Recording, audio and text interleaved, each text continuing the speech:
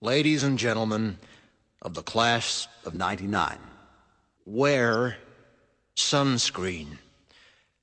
If I could offer you only one tip for the future, sunscreen would be it. The long-term benefits of sunscreen have been proved by scientists, whereas the rest of my advice has no basis more reliable than my own meandering experience. I will dispense this advice now. Enjoy the power and beauty of your youth. Oh, never mind. You will not understand the power and beauty of your youth until they've faded. But trust me, in 20 years, you look back at photos of yourself and recall in a way you can't grasp now how much possibility lay before you and how fabulous you really looked. You are not as fat as you imagine.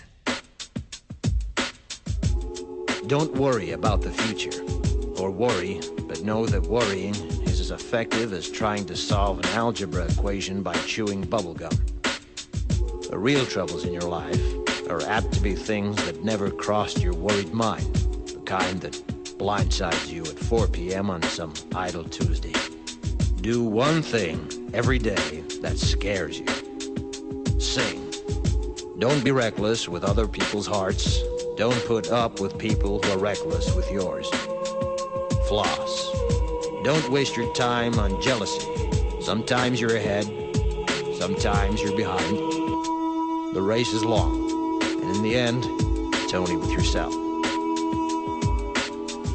Remember compliments you receive. Forget the insults. If you succeed in doing this, tell me how. Keep your old love letters. Throw away your old bank statements. Stretch. Don't feel guilty if you don't know what you want to do with your life.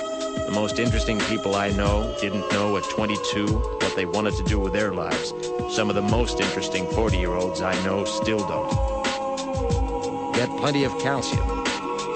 Be kind to your knees. You'll miss them when they're gone.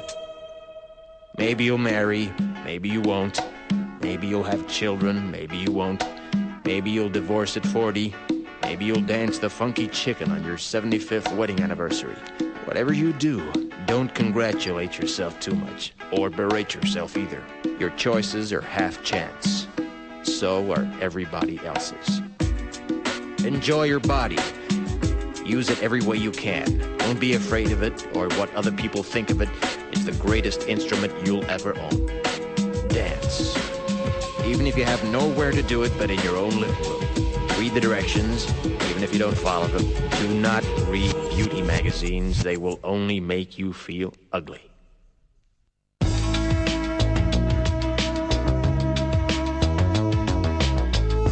Get to know your parents. You never know when they'll be gone for good. Be nice to your siblings.